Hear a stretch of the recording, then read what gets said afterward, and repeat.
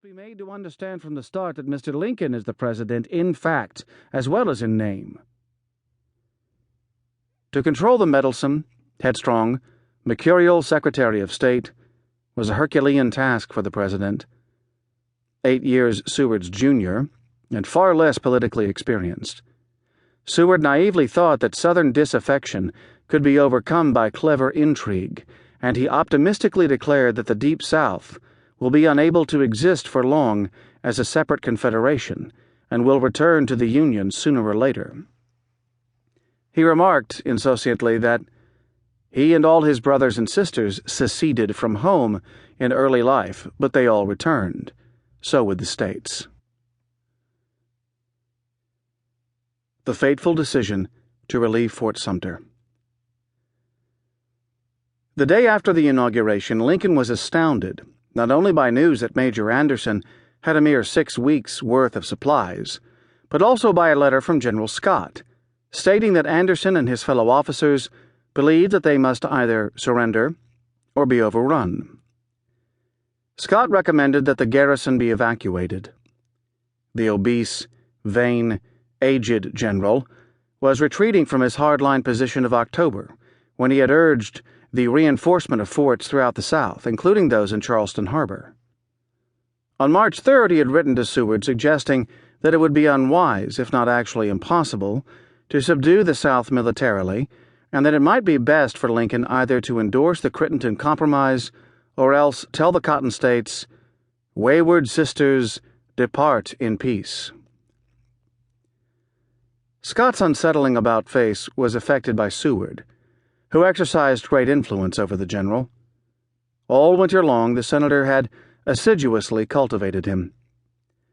Montgomery Blair thought that Scott had fallen into Mr. Charles Francis Adams' error in regarding Mr. Seward as the head of the government, and for this reason surrendered his own better judgment to that of Mr. Seward.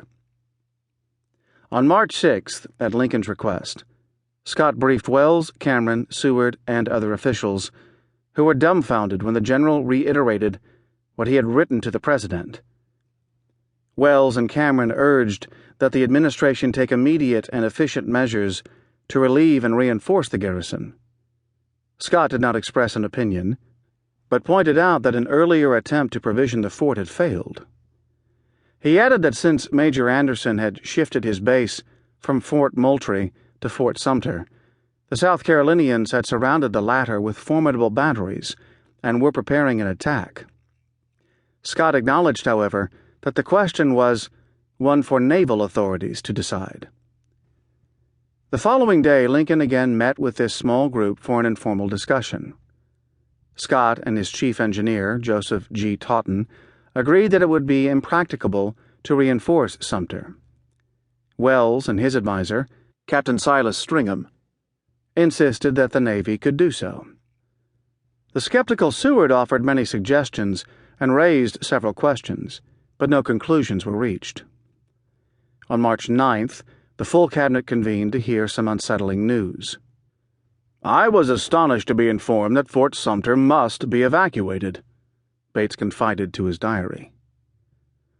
That same day, Lincoln asked Scott how long Sumter could hold out, whether he could supply or reinforce the garrison within that time frame, and what additional means might be needed to accomplish that goal if present means were insufficient.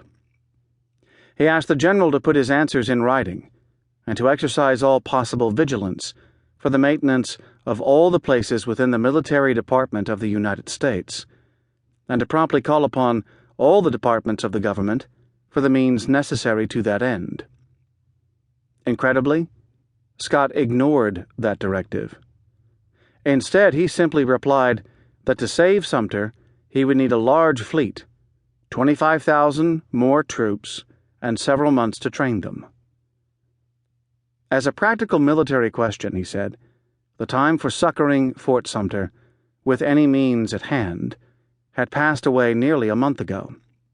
Since then, a surrender under assault or from starvation has been merely a question of time.